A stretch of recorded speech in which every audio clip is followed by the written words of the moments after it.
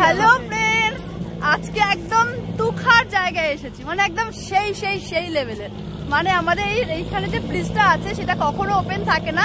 এই লাস্ট কদিন বৃষ্টি হচ্ছে বলে হয়তো এদিকে আসতে দিচ্ছে। তো জানি এখন থেকে আমরা তারা খাবো, সেই জন্য আগে থেকে ভিডিওটা অন করে এসেছি। যখন তারা বলে দৌড় মারবো, তোমরা পিছনের ভিউটা দেখে না জাস্ট মানে জুড়িয়ে যাবে প্রাণটা। জাস্ট দেখাচ্ছি, ওয়েট করো, দেখাই। বুঝতে পারছো কোথায় আছি? আজকে রয়েছে আমরা মাঝগঙ্গায়। এটাকে মাঝগঙ্গা বলাই চলে। মানে ফেরিঘাট আমার সামনে। অলওয়েজ আমরা ওই কোনাটায় বসে থাকি। সবাই যেখানে বসে আছে ওখানটা আমরা বসে থাকি। বাট আজকে এত দূর আসার মৌকা পেয়েছি কারণ লাস্ট যখন বৃষ্টি হচ্ছিল সে কদিন এখানে সবাইকে বসতে দিচ্ছিল। কথা হয়তো একটুখানি সাউন্ড শোনা যাবে কারণ সামনে ফেরিটা এখনই ছাড়বে। বন্ধুরা, তোমার জলটা দেখতে পারছো, বুঝতে পারছো? তাহলে বোঝো যে আমি কি ফিল করছি। আমার তো মনে হচ্ছে মাঝগঙ্গায় দাঁড়িয়ে রয়েছি আমি। এখানে অবশ্য বড় একটা গেট দেওয়া রয়েছে, গেটের ওপাশে যাওয়া যাবে না। এবার তালা নেই, পিন দেওয়া রয়েছে। এটা পোস্ট দিয়ে ছবি তুলে দিই।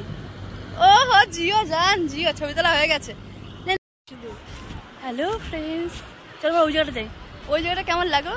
কাপলস, আমরা কাপলস। ভাই করছে, ভাই খুলে পড়ে যাবো না, বুকের ভেতরটা চমকাচ্ছে। এ ভাই গঙ্গায় দেখ জল ঘুরছে। আমার ফেটে চৌচুরে যাচ্ছে ওর মনে গান, মানে মনে কত বাসনা।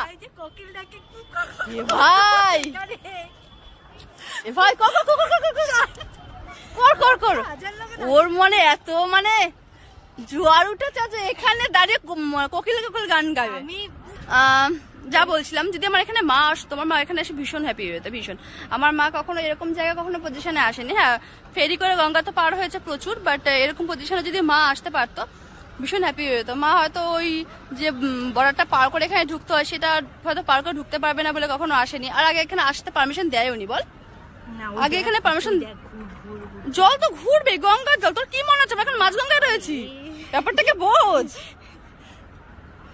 দেখো গঙ্গা মা ভালোবাসি, কিন্তু বিট্টুটা করবে না কিন্তু আমার সঙ্গে। আমি পড়ি ফোন যেন না পারে, কথা যেন মনে থাকে। আমি তোমার সঙ্গে এত স্যাক্রিফাইস করছি, আমার যা হয় হোক, ফোন যেন না হয়। আর হ্যাঁ, ফোনের মালিকের যেন কিছু না হয়। আরে ফোনের মালিকের কিছু হয়ে গেলে ফোনটা কে চালাবে? তুমি?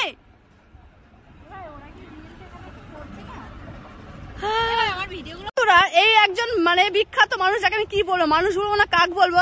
এই তুই ওখান থেকে উঠবি, আমি অন্য ছবি তুলবো না। আর 7 থেকে 8টা ছবি তুলেছি, তারপরে সে অন্য পোস্ট দেওয়ার জন্য বসে দিয়েছে। আমি কিন্তু বলেছি তোরা ছবি তুলে দেবো, তুই ওঠ এখান থেকে। এই তুই কি উঠবি? লজ্জা শরম বলে কোনো কিছু না, ছবি তুলতে পয়সা লাগে না? উমা আবার সামনে গিয়ে বসলো, তুলবই না ওর ছবি, দূর।